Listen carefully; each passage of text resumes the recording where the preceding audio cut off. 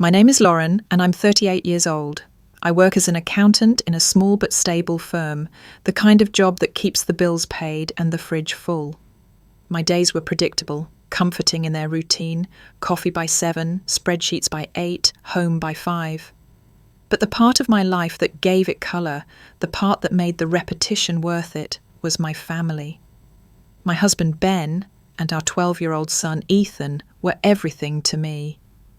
Ben was the kind of man people instantly liked, funny in a dry, effortless way, endlessly patient and fiercely loyal. We met in college and married 3 years later. We'd been together for over a decade and a half, and somehow he still managed to make me laugh like we were 21 again. He worked in property management, mostly overseeing small commercial buildings. But his real passion was being a dad. Ethan was our miracle. I had a hard time getting pregnant, and after 3 failed attempts, we'd nearly given up. Then one day, out of nowhere, there he was, our quiet, thoughtful boy with huge brown eyes and a curiosity that never quit. He was one of those kids who asked questions about everything: how clouds formed, why cats purr, what made the stars sparkle. And he loved fishing because Ben loved fishing. They bonded over it the way some fathers and sons bond over baseball or video games. But for Ben and Ethan, it was all about rods, reels, and the stillness of the water. Every Saturday, they had a ritual: pack up the old blue truck at sunrise, drive to Willow Creek, spend the whole morning on the lake. Ethan would come home smelling like pond water and pride, chattering about what they caught or didn't catch, and I'd listen with a smile while cooking breakfast for dinner, our little tradition. The weekend everything changed started off just like any other. It was early January, the kind of cold that bites at your cheeks and makes you wish for spring. I made pancakes while Ben packed their gear with his usual over-preparation, double-checking the tackle box, the life jackets, even the backup snacks. Ethan buzzed around the kitchen like a puppy, bouncing with excitement, asking if I'd packed his lucky red cap. I kissed him on the forehead and told him it was already in the truck.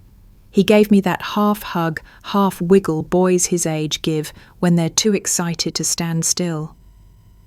Ben smiled at me from the doorway, the kind of smile that said, "This is our life. This is good." I stood there for a second after they pulled out of the driveway, watching the taillights disappear down the street. The sky was just beginning to lighten, and I remember thinking, I don't know why, how lucky I was. Too lucky, maybe. That thought brushed my mind like a shadow.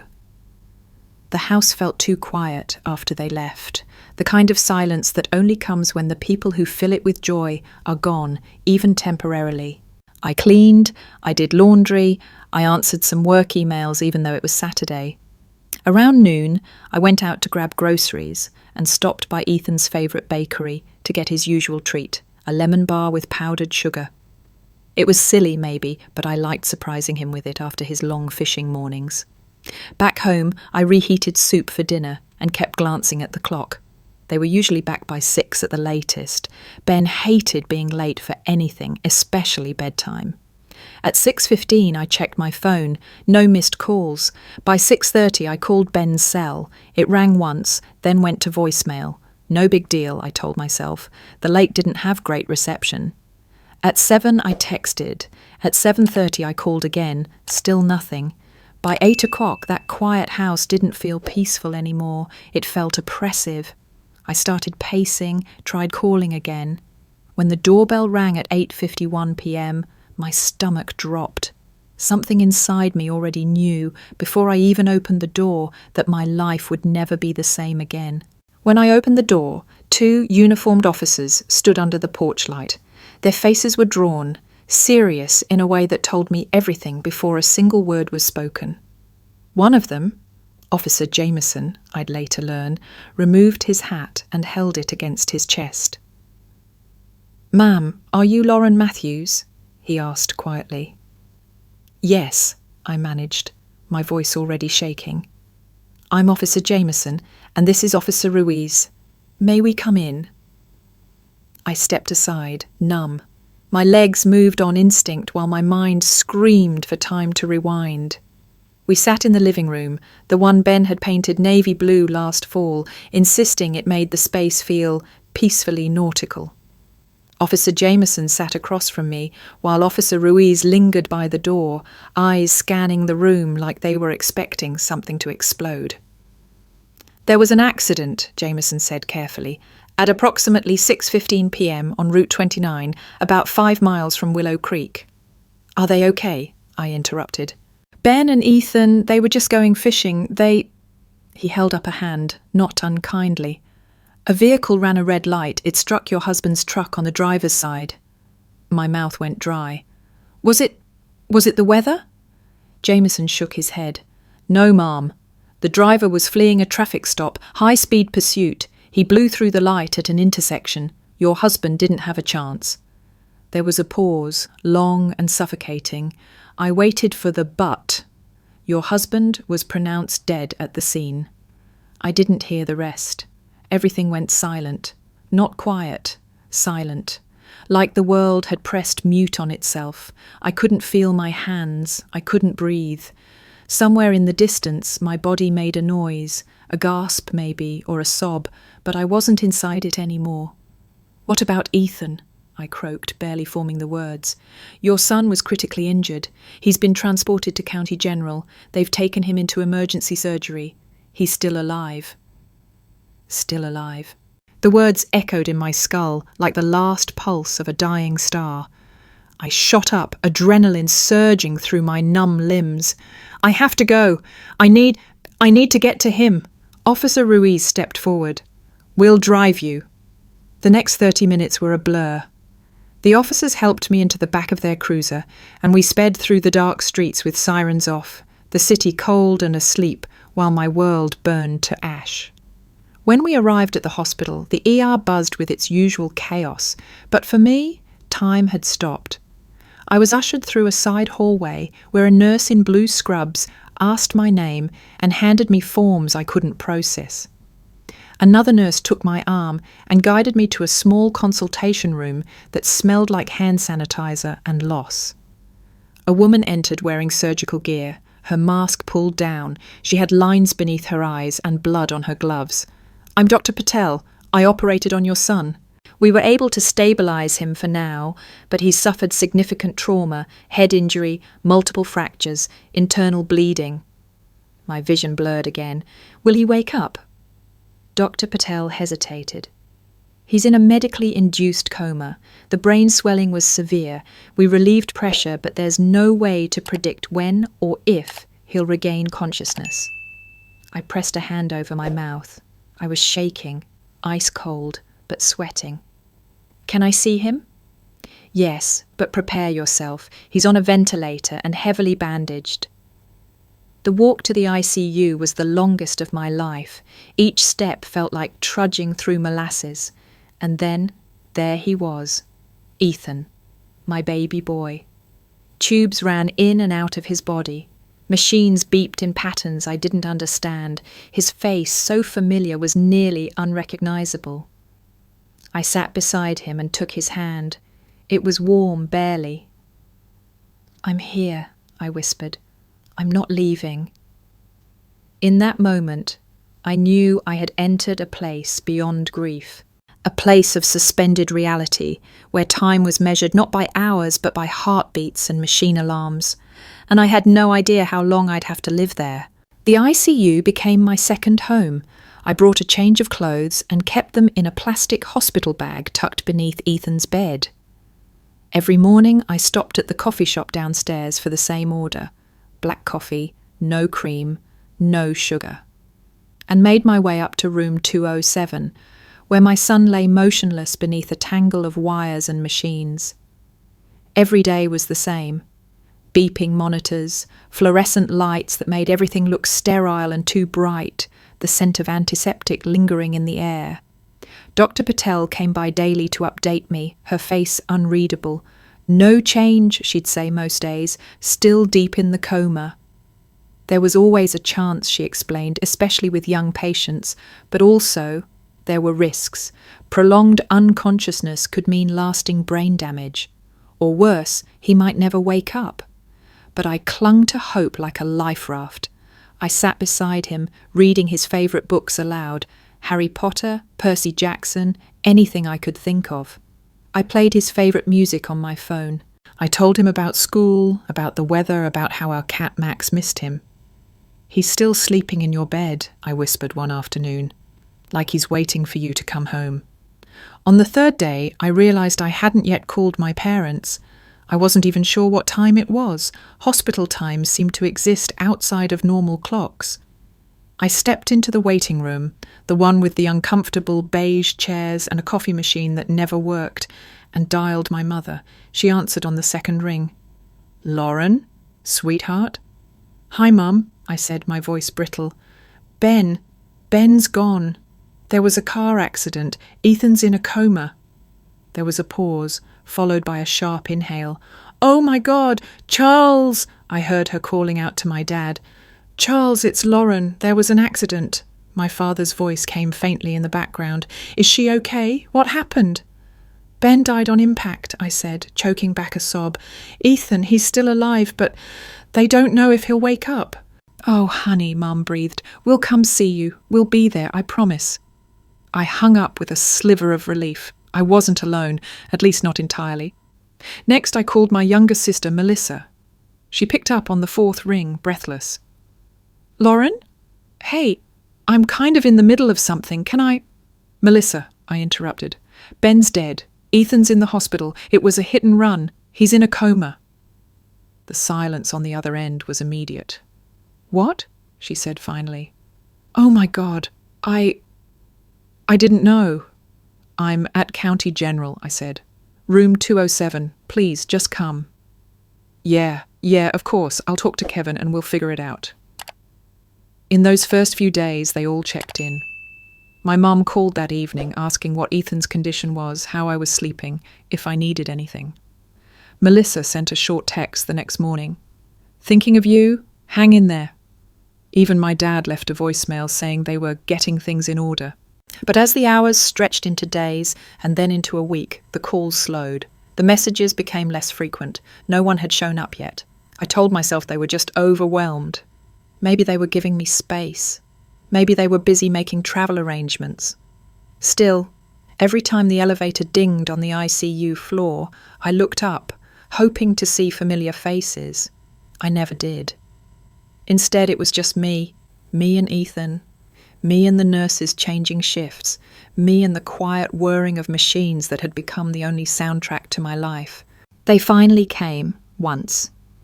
3 days after the accident, my parents and Melissa showed up at the hospital together. I was sitting beside Ethan's bed, stroking his hand, when I heard the door creak open and saw them hesitating in the hallway, like they weren't sure if they should come in. Mum brought flowers, cheap ones from the grocery store, still in their plastic sleeve. Melissa wore oversized sunglasses, even though we were indoors.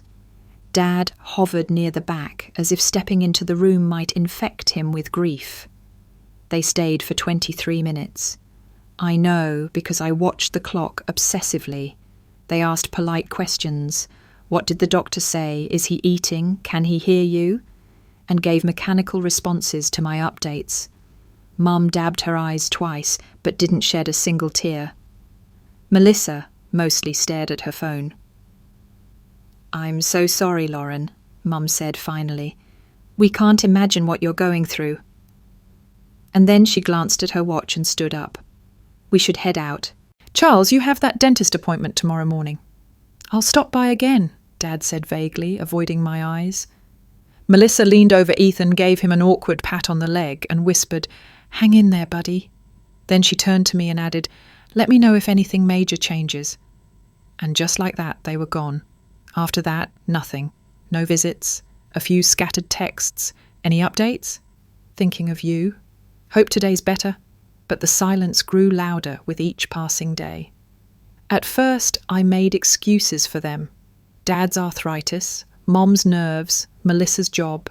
But deep down, I knew they'd moved on. Their visit had been more of a duty than a desire.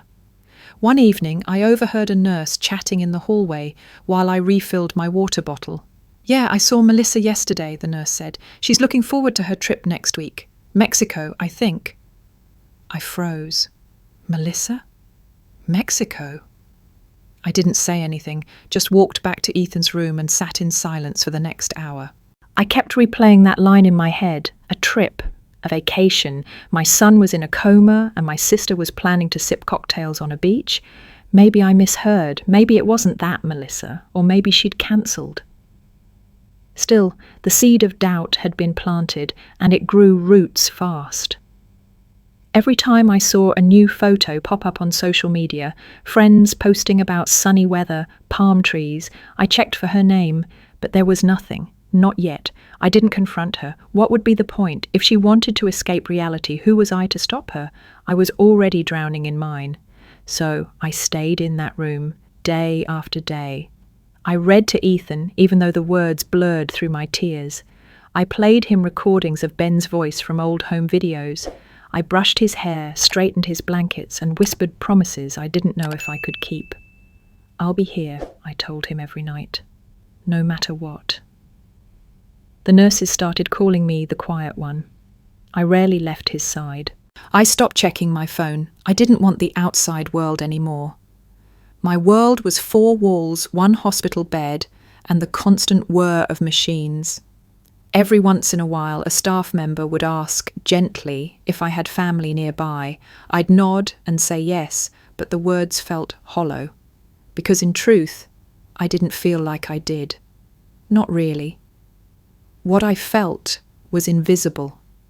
Like I'd been folded into the background of everyone else's lives. My pain, my fear, my desperate hope, it didn't matter. Not to them, not enough.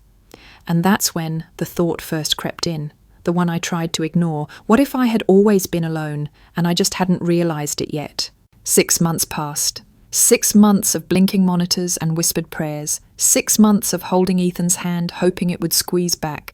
6 months of hospital food, sleepless nights, and the endless hum of machines that kept him alive but silent. And then one Tuesday morning, it all ended. Dr. Patel met me outside the ICU, her face a shade paler than usual. I knew before she said a word. He passed peacefully, she said. There was no pain. I remember nodding, just nodding. I didn't cry, not then, not when I walked into his room one last time, not when I held his still hand or pressed my lips to his forehead. My body moved through the motions, but my mind was blank, like my brain had disconnected from my heart to keep it from breaking completely. I drove home in a fog. The house felt smaller, darker. Ethan's lemon bar was still in the freezer. His backpack was on the hook by the door. I sat on the floor of his room for hours, running my hands over his sheets, his baseball glove, his favourite comic books. When night came, I finally picked up the phone and dialed my parents. Mum answered on the second ring. "Lauren?" "He's gone," I said. My voice cracked on the last word. Silence. "Oh, Lauren, I'm so sorry," she said, but her voice didn't shake. It was flat, distant. "I need help," I whispered. "I can't do another funeral alone. Please help me plan this." Another pause. "Of course, sweetheart. We'll help however we can." Hope flickered. Maybe this time would be different. Maybe losing Ethan would wake something up in them. I called Melissa next. She picked up quickly. "Lauren, hey, what's going on?" "Ethan passed this morning." A sharp breath. "Oh, wow, I'm sorry, that's horrible." "I'm starting to plan the funeral. Can you come by tonight? I need help." Yeah, I'll talk to Kevin and see what we can do." That night, no one came. The next morning, I called again. Mum picked up. "Hi, Mum, are you still coming over to help?" There was a strange hesitation. "Well, about that," my heart sank. "What?" "We actually have something planned. A vacation. Remember? We booked it months ago. It's non-refundable." I felt the air leave my lungs. "What are you talking about?" "We're flying to Cancun tomorrow," she said, "with Melissa and Kevin. We've had it scheduled since January. The vouchers. If we cancel, we lose everything. It's $8,000, Lauren." My son died. I said, barely above a whisper. Your grandson died this morning. I know, and I'm heartbroken. But there's nothing we can do now. And you're strong, honey. You handled Ben's funeral so well. You'll be okay. I didn't respond. I couldn't. Melissa called shortly after. Hey, she said, casual, like we were discussing weekend plans. I heard Mom talk to you. You're going on vacation? I asked. I know it looks bad, she said, but honestly, this might be my last trip before the baby comes. I've been looking forward to it for months. Ethan just died. I know, and I'm sorry, but his death doesn't mean I have to stop living. You'll figure things out. I stared at the phone in disbelief. My hands trembled, my legs felt weak, but in the pit of my stomach, something hardened. They weren't coming, not to help, not to mourn, not even to pretend to care. I was going to bury my son alone, again. Ethan's funeral was held on a Thursday morning. The sky was overcast, thick with clouds that threatened rain but never delivered. It matched the atmosphere perfectly, muted, grey, heavy. The chapel was nearly empty. A few of Ben's co-workers came, their ties too tight and faces tight with pity. 2 of Ethan's classmates were there, awkward and unsure of how to grieve. Mrs. Langley, his 5th grade teacher, drove in from the next town. She brought a card she said Ethan made for her last year. I held it like it was a sacred relic. That was it. No extended family, no childhood friends, no cousins, no aunts, no uncles, and definitely no parents. My parents. They were in Cancun, right that minute, probably sipping cocktails by the pool, making small talk with strangers, pretending the world hadn't ended back home. Melissa had posted a photo the night before, her feet in the sand, captioned, "Finally unplugging." The service was brief. A pastor read from the Psalms. I couldn't focus on the words. My body sat there, back straight, hands folded, but my mind was watching memories like film reels. Ethan chasing fireflies in the backyard. Ethan spilling juice and apologizing like the world had ended. Ethan in his baseball uniform, grinning through missing teeth. When the casket was lowered into the ground beside Ben's, I felt something inside me snap. Not a clean break, but a hairline fracture that ran through every bone in my body. After the burial, I declined the offer for a reception. I didn't want finger sandwiches and weak coffee. I wanted silence. I wanted the world to stop pretending that life moved on. I got home, took off my shoes, and sank onto the living room floor. My body folded in on itself like origami, and I let myself cry harder than I had in months, the kind of sobs that sound like animal wails. I didn't care if the neighbours heard. Then my phone buzzed. It was Melissa. For a brief, delusional second, I thought maybe she changed her mind. Maybe they were flying back. Maybe she'd seen the light. I answered, voice raw. "Hey," she said. In the background, I heard waves crashing, laughter, music. "What do you want?" I said, exhausted. "Okay, weird question," she said with a chuckle. "But do you know the password for the Netflix account? Kevin and I were trying to log in at the resort and it says it's inactive." I froze. She kept talking. "Like, did the payment bounce or something? Can you check it?" I didn't respond. "Lauren, are you still there?" "You're asking me about Netflix," I whispered. "Yeah, well, we were going to watch that documentary you told me about, the one with the cult. I just buried my son," I said. Silence. "Oh, right. Sorry, I didn't mean. Kevin said I should wait to ask, but I figured you wouldn't mind. You're not watching much TV these days, right?" I hung up. I stared at the phone like it had personally betrayed me. My heart didn't hurt anymore, it burned. I felt like someone had lit a match inside my chest and let it smoulder. They didn't care. Not really. Not enough to show up, not enough to help, not enough to remember that Ethan was gone and that I was still here, drowning. That moment, more than the funeral, more than the grave, more than the empty house, was what finally cracked the last piece of me. Because grief had been my cage, but now it was fury that rattled the bars. I sat at my kitchen table with a legal pad and a red pen, the same table where Ethan once did his math homework, where Ben used to drink his morning coffee and read the news. Now it was where I started my own kind of audit, a reckoning of everything I had ever given, loaned, or sacrificed in the name of family. I began with Melissa. $23,000 for her wedding, the dress, the venue, the catering, the open bar she insisted on. I paid it because she said she wanted just one day to feel like a princess, and I thought I could give that to her. $250 a month for her car payment for the past 4 years.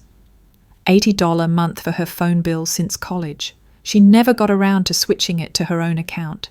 $55 a month for her gym membership, the one she begged me for as a birthday gift but never actually used. $110 a month for her streaming services, Netflix, Hulu, Disney Plus, all linked to my card. And yes, the Netflix account she called about from Cancun. Next came my parents.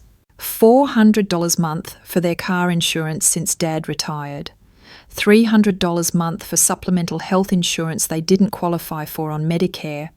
$120 a month for their grocery store credit card. $35 a month for Dad's woodworking magazine. $600 for Mom's new glasses last year. $2,200 for dental work when Dad cracked a molar. $700 a month rent for the duplex I let them borrow after they sold their house and said they were downsizing. It added up fast, painfully fast. I pulled out my calculator. On average, I was sending them all roughly $2,950 every month. Every single month, for years. And I didn't do it because I had to.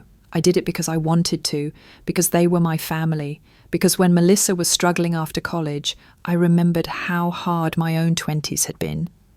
Because when Dad's pension ran thin, I thought, he worked his whole life, he deserves comfort. Because when Mom complained about her arthritis and old glasses and the cost of organic produce, I wanted her to have a little peace. I was never wealthy. Ben and I lived within our means. We had savings, yes, thanks to his cautious planning and good insurance, but we weren't flashy. I drove a 10-year-old car. We rarely went on vacation. Every spare dollar seemed to flow outward from my account into theirs, and yet when I needed them, they were absent. I paid for Melissa's wedding. She didn't show up to my son's funeral. I covered Dad's dental bills. He didn't even send flowers. I bought Mum new glasses. She went to Mexico instead of mourning her grandson. I thought about all the times I skipped things for myself, dinners out, new shoes, weekend getaways, because I was covering someone else's emergency. And now, standing in the ashes of my life, they couldn't even offer condolences without a vacation clause. The red pen in my hand trembled. This wasn't just about money. It was about value, about effort, about the currency of love being so one-sided that it left me spiritually bankrupt. They took and took and took, and I let them, until now. A few days after Ethan's funeral, I logged into the family bank account I used to transfer money to my parents. Not to send anything, but to check transaction history. Something in my gut told me to look closer.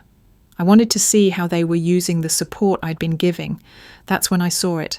A charge for $3,500 to a company called Baco Yachting. At first I thought it was a mistake.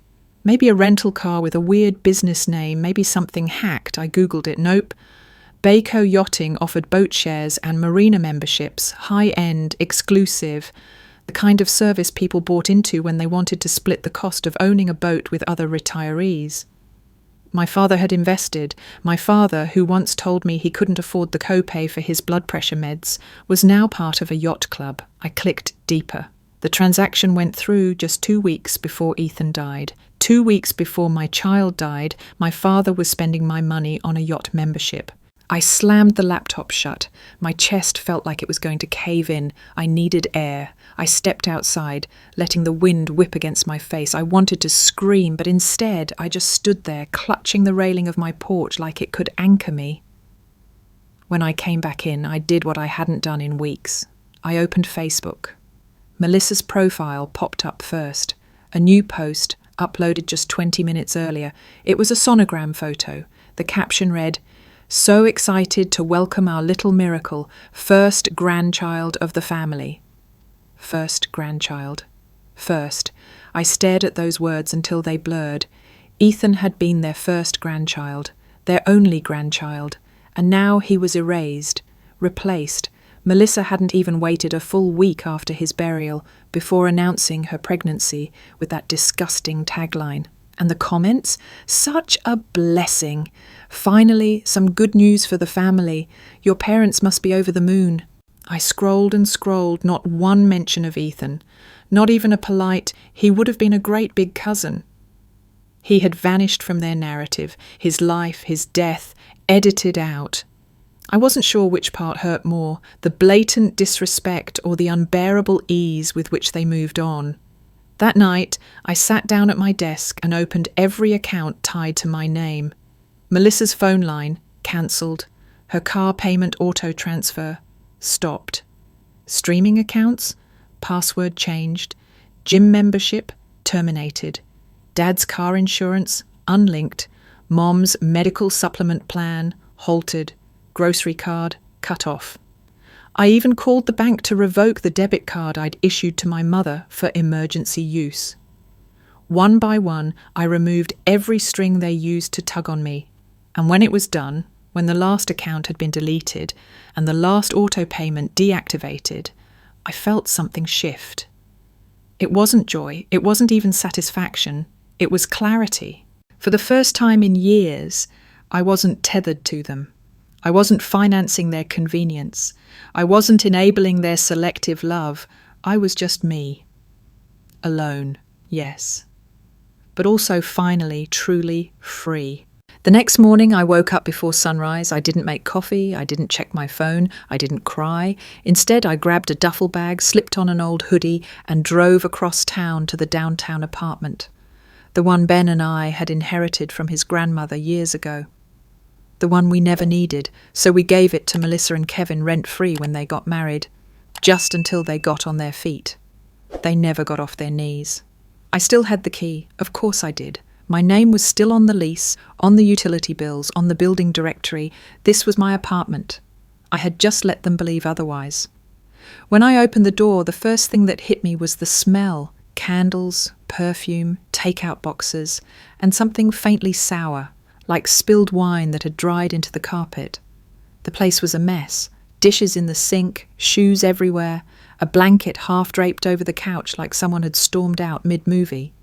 I stood in the doorway for a moment, absorbing it all. Then I started packing. I didn't fold anything. I didn't separate fragile from not. I grabbed every piece of clothing, every shoe, every shampoo bottle and hairbrush and throw pillow, and tossed them into boxes and trash bags. I moved methodically, without emotion. Kevin's electric razor, box. Melissa's maternity vitamins, bag. The framed photo of them at Disneyland. I stared at it for a beat, then dropped it, glass and all, into the trash. 3 hours later, I had stripped the apartment to its bones. The only thing left was the furniture, which they hadn't bought and which I didn't want. I called a moving company and paid extra for same-day service. When the truck arrived, I told them to load everything and deliver it to my parents' house. No special instructions, no labels, just dump it all in the living room. "Are you sure?" the foreman asked. "This is kind of a lot." "I'm sure," I said. "It's time they get what's theirs." By 4 p.m, the apartment was empty. I walked through one last time, checking drawers, scanning for anything I might have missed. In the bathroom cabinet, I found a small jar labelled Baby Dreams, filled with folded-up notes and baby name ideas. I didn't touch it. I just closed the cabinet and left. On the way out, I stopped at the hardware store. By 6 p.m, a locksmith had changed all the locks. Deadbolt, knob, even the mail slot key. Melissa and Kevin's keys were now useless. That night, I ordered Thai food and ate it on the floor of my living room, with Max, the cat, curled up beside me. I didn't check social media. I didn't answer calls. I just sat in the stillness of a day well spent. The next morning, I got the first text. Melissa. "Lauren, why are all our things at Mum's house?" What the hell is going on? I didn't reply. Then the calls started. From her, from Kevin, from my mother. Mum, why are there garbage bags full of clothes in my foyer? Dad, call us back immediately. By noon I'd blocked them all. I expected to feel guilt or at least anxiety, but what I felt was peace. Cold, crystalline peace. They hadn't just failed me, they had shown me again and again who they really were, and I had finally stopped pretending not to see it. This wasn't revenge, it was restitution. They took space, resources, love and loyalty without ever intending to give any of it back. So I gave them exactly what they earned, nothing.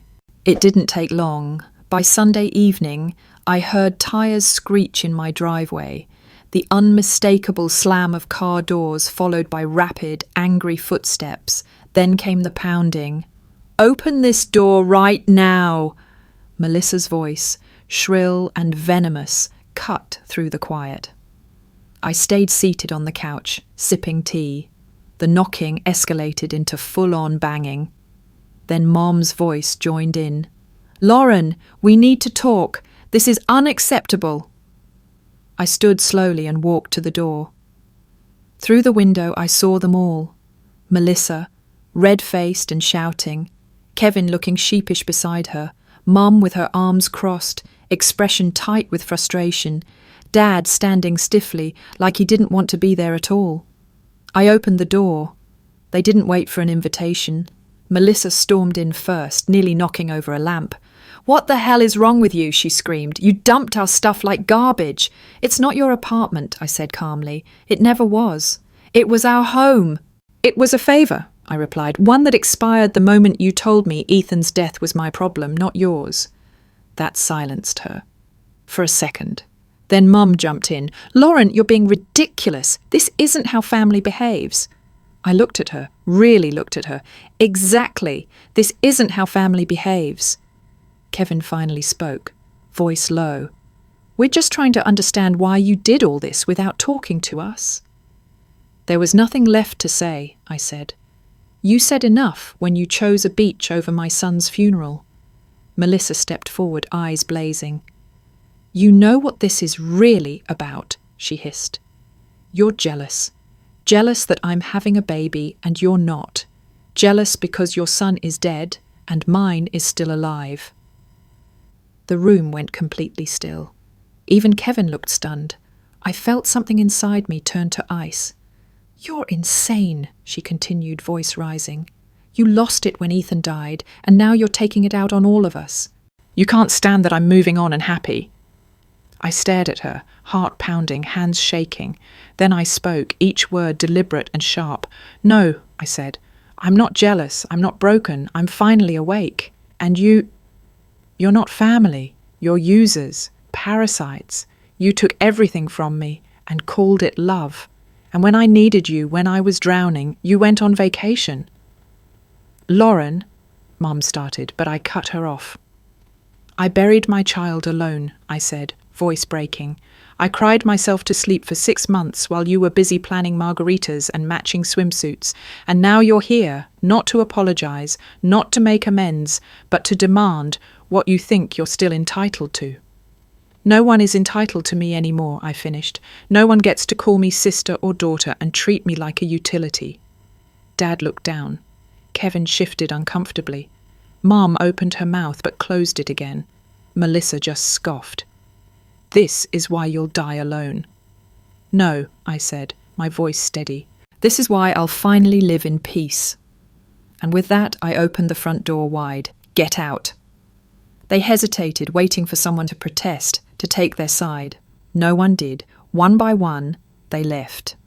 Melissa cursing, Kevin silent. Mum shaking her head like she was disappointed. Dad, eyes heavy, the last to turn away. I closed the door behind them and locked it. Then I turned off the porch light. And for the first time in a long time, the darkness didn't scare me. It felt like mine. The storm didn't hit until 3 days later. I was at the grocery store reaching for a jar of peanut butter when my phone buzzed with a series of rapid notifications, texts, mentions. A friend request from someone I hadn't seen since high school. I frowned, opened Facebook, and there it was. Melissa's post. Long, dramatic, weaponized. My heart is shattered. I never imagined my own sister could be so cruel. While I'm pregnant and vulnerable, she evicted me and my husband from our home, dumped our belongings at my parents' house, and cut off financial support to our elderly mum and dad. All because we dared to take a vacation we'd planned for months. Grief has twisted her. She's not the sister I once knew. Please pray for our family. It was accompanied by a black and white sonogram photo. The caption read, "Life goes on, even when people try to tear you down." The post had over 400 likes and 200 comments within hours. People rallied behind her. Strangers, friends, distant cousins I barely remembered. They called me heartless, ungrateful, a bitter woman punishing everyone around her for her own pain. How could she do this while you're pregnant? You're better off without toxic energy. Cutting off her own parents? Despicable. Each word was a small blade, and they came one after another, fast and sharp. I didn't comment. I didn't react. I just scrolled, absorbing every syllable in silence. I felt my throat tighten, my hands tremble. Even knowing the truth, even holding it in my chest like a burning coal, I couldn't stop the ache. Melissa had always known how to perform, to twist facts until fiction felt more sympathetic than truth. She framed herself as the victim and painted me as a villain spiraling out of control. And it worked. People believed her. That night I couldn't sleep. I lay on the couch, staring at the ceiling, Max purring gently beside me, unaware the internet was chewing me alive. I thought about replying, about writing a long post of my own, telling my side, listing dates and receipts and screenshots, but it felt hollow, like screaming into a void already filled with noise. So I stayed silent. For 2 whole days, I let the comments roll in. Every accusation, every dig, every misinformed opinion from people who hadn't even attended Ethan's birthday party, let alone his funeral. My inbox filled with passive-aggressive messages. Just checking in, I heard some things, and hope you're okay, even though I don't support what you did. Even people I once considered friends unfriended me. But silence has a funny way of making space, for truth to find its voice. Because on the 3rd day, something shifted. A comment appeared under Melissa's post from someone I hadn't spoken to in years. Wait, I was at Ethan's funeral. None of the family was there except Lauren. Mrs. Langley, Ethan's former teacher, then another. You mean the Cancun trip that overlapped with the funeral? Ben's co-worker, Greg. The thread began to unravel. Didn't Lauren pay for Melissa's wedding? I thought Lauren gave them that apartment. I saw her at the hospital almost every day, alone. The tone of the comments changed, slowly at first, then rapidly. People started asking questions. Inconsistencies were noticed. Screenshots were shared. Someone found the sonogram post with first grandchild and commented, "Wasn't Ethan her nephew?" The tide turned. Melissa tried to control it, edited the post, deleted a few comments, but it was too late. The screenshots had already made the rounds. The hypocrisy was out in the open, and still I said nothing. Not yet. By the 4th day, Melissa's carefully constructed narrative was crumbling. Mrs. Langley's comment, the one where she gently reminded the world she had attended Ethan's funeral and seen none of his family there, had ignited a quiet revolution. It was like lighting a match in a room full of gas. People began to question what had once seemed so obvious. Wait, are you saying they didn't even go to the funeral? I thought Lauren raised Ethan alone after Ben died. Weren't they all in Mexico at the time? Wow. If that's true, then this whole post is manipulative as hell. The momentum shifted swiftly, and with it came receipts. One former friend of Melissa posted a screenshot of Melissa's vacation post, time-stamped to the very morning of Ethan's burial. Another shared a private message Melissa had sent weeks earlier, bragging about how grief is her problem, not mine. Comment after comment peeled away at the false image she'd projected. And still, I stayed quiet, until I didn't. I waited until the perfect moment, when the thread had grown long and chaotic, with hundreds of people chiming in. Then I wrote a single comment, just one. My son died. You chose the beach. I chose the truth. 12 words. But they landed like a hammer. Within minutes, reactions poured in, hearts, shocked faces, sad emojis, and then comments filled with apologies, solidarity, and most of all, clarity. This makes me sick. I can't believe I ever doubted you. Melissa owes you an apology, not the other way around. You shouldn't have had to go through that alone, Lauren. We see you now. Melissa tried to recover. She posted a vague, I won't be engaging in drama anymore update, claiming she was stepping away from social media for her mental health. But it was too late. Screenshots of her original post were everywhere, circulating in local Facebook groups, whispered about in church chats, even showing up in private messages to her former co-workers. A neighbour from my old street wrote, she used to walk Ethan to school every morning. I remember. He adored her. This is beyond cruel. My parents remained silent. They didn't jump to her defence. Maybe they knew there was nothing left to defend. By day 5, Melissa had deleted the post entirely, wiped her profile clean. But the damage was done. I didn't rejoice. This wasn't vindication. It was exposure. A rot brought into the light. But it did feel like something had shifted. People started reaching out, not to accuse, but to connect. Old friends, co-workers, even acquaintances who said they had read the thread and were horrified. They weren't all apologies. Some were simple gestures, flowers at my doorstep, notes in my mailbox, a lasagna left anonymously with a sticky note. You deserved better. And for the first time since Ethan died, I felt seen, not pitied, not misunderstood, just seen. I never posted again. I didn't need to. That one comment lived on, shared, screenshot, quoted in whispers and private group chats. My son died. You chose the beach. I chose the truth. 12 words that drew a line in the sand, and for once I was on the right side of it. 6 months later, I found myself sitting at a cafe in Lisbon, sipping espresso from a tiny porcelain cup, watching the morning sun climb over orange rooftops. There was music drifting through the air from a street violinist nearby, and I could hear seagulls arguing somewhere near the docks.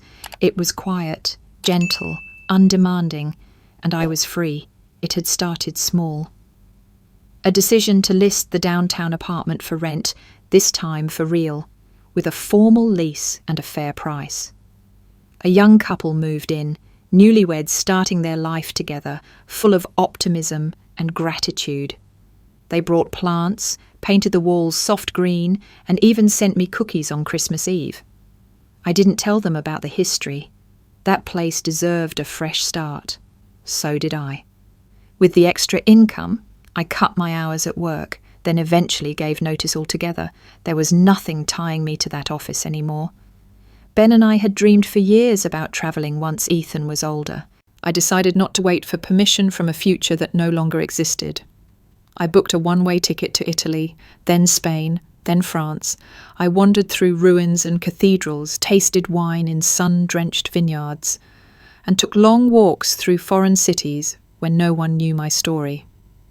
I wrote in my journal every night, sometimes pages of reflection, other times just a single line like, "Today I remembered how to breathe." I stayed in quiet places, old inns with creaky stairs, farmhouses that smelled of lavender and stone. On one hillside retreat in the south of France, I spent a week in silence, attending a meditation workshop taught by a woman who looked like she had weathered 10 lifetimes. I learned how to sit with my thoughts instead of trying to outrun them. The tears came less often, not because I forgot Ethan or Ben, never that, but because I'd stopped pretending I could change the past. Grief wasn't a wound to be healed, it was a scar to be carried. And some days I even found pride in carrying it. Back home, the noise had faded. Melissa went quiet. My parents hadn't contacted me again. I heard through a mutual acquaintance that they'd moved out of state for a fresh start. I wished them well, in my head, not in person. I didn't need their apologies anymore. I wasn't looking for validation. What they had given me, perhaps their only true gift, was the freedom to let go, freedom to stop playing the role of dependable daughter, problem-solving sister, emotional sponge, freedom to build a life without their expectations, their manipulation, their selective loyalty, and without even realizing it, I had stopped waiting for the phone to ring, stopped replaying old conversations, stopped wondering what I could have done differently. Instead, I began planting new seeds. I met a woman in Amsterdam who taught me how to paint watercolours, not well, but freely. I met a retired widower in Ireland who shared stories about losing his partner and how he turned grief into storytelling for local kids. I found a quiet joy in helping strangers, in being known not for my past, but for my presence. And on one particularly windy day in Copenhagen, I laughed, truly laughed, not the hollow kind, not the polite kind, but the kind that startled even me, a full-bodied laugh that made the people at the next table turn and smile. I walked home that evening and wrote only one thing in my journal. The weight is lifting. Because it was, not all at once, not magically, but slowly, honestly, and fully.